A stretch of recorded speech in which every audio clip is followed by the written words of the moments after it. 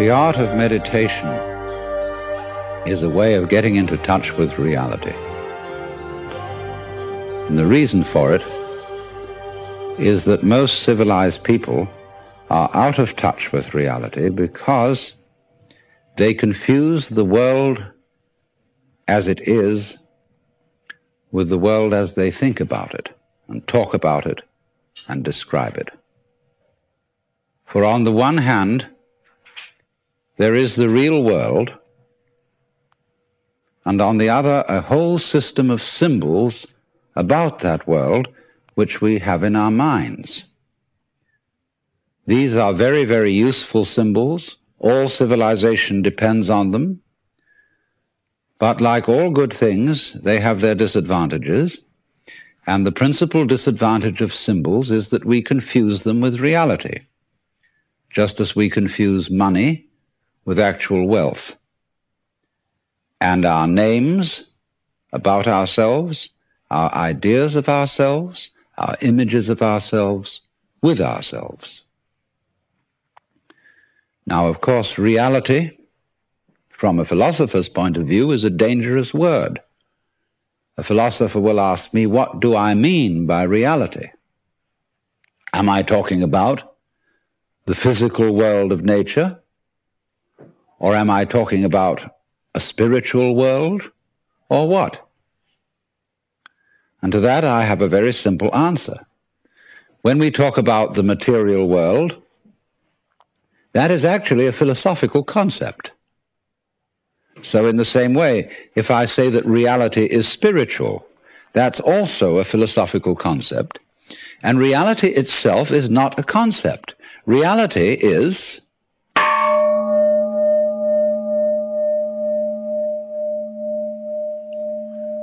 and we won't give it a name. Now, it's amazing what doesn't exist in the real world. For example, in the real world, there aren't any things, nor are there any events. That doesn't mean to say that the real world is a perfectly featureless blank. It means that it is a marvelous system of wiggles in which we descry things and events in the same way as we would project images on a Rorschach blot or pick out particular groups of stars in the sky and call them constellations as if they were separate groups of stars. Well, they're groups of stars in the mind's eye, in our system of concepts. They are not out there as constellations already grouped in the sky. So in the same way, the difference between myself and all the rest of the universe is nothing more than an idea. It is not a real difference. And meditation is the way in which we come to feel our basic inseparability from the whole universe. And what that requires is that we shut up. That is to say, that we become interiorly silent and cease from the interminable chatter that goes on inside our skulls. Because, you see, most of us think compulsively all the time. That is to say, we talk to ourselves. And I remember when I was a boy, we had a common saying, talking to yourself is the first sign of madness. Now, obviously, if I talk all the time, I don't hear what anyone else has to say. And so in exactly the same way, if I think all the time, that is to say, if I talk to myself all the time, I don't have anything to think about except thoughts. And therefore I'm living entirely in the world of symbols, and I'm never in relationship with reality. All right, now that's the first basic reason for meditation. But there is another sense, and this is going to be a little bit more difficult to understand, why we could say that meditation doesn't have a reason, or doesn't have a purpose. And in this respect, it's unlike almost all other things that we do, except perhaps making music and dancing. Because when we make music, we don't do it in order to reach a certain point, such as the end of the composition. If that were the purpose of music, to get to the end of the piece, then obviously the fastest players would be the best. And so likewise, when we are dancing, we are not aiming to arrive at a particular place on the floor, as we would be if we were taking a journey. When we dance, the journey itself is the point. When we play music, the playing itself is the point. And exactly the same thing is true in meditation.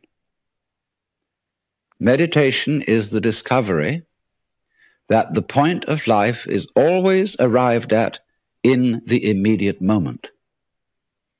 And therefore, if you meditate for an ulterior motive, that is to say, to improve your mind, to improve your character, to be more efficient in life, you've got your eye on the future and you are not meditating. Because the future is a concept. It doesn't exist. As the proverb says, tomorrow never comes. There is no such thing as tomorrow. There never will be, because time is always now. And that's one of the things we discover when we stop talking to ourselves and stop thinking. We find there is only a present, only an eternal now.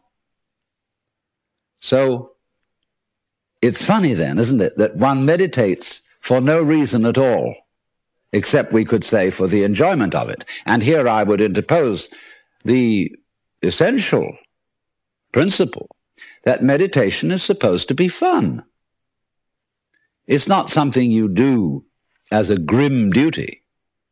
The trouble with religion, as we know it, is that it is so mixed up with grim duties. We do it because it's good for you. It's a kind of self-punishment. Well, meditation, when correctly done, has nothing to do with all that. It's a kind of digging the present. It's a kind of grooving with the eternal now. And brings us into a state of peace where we can understand that the point of life, the place where it's at, is simply here and now. Well, now, in the art of meditation, there are various props, supports. One thing that we are going to use as a means of stilling chatter in the mind is pure sound. And for that reason, it's useful to have a gong. This is a Japanese Buddhist gong made of bronze and shaped like a bowl. If you don't have one of these, you can get the rounded end of an oxygen tank. Have a machinist saw it off roughly into the shape of a bowl and use that. Or you can use your own voice, chanting. Another prop in meditation is the use of incense.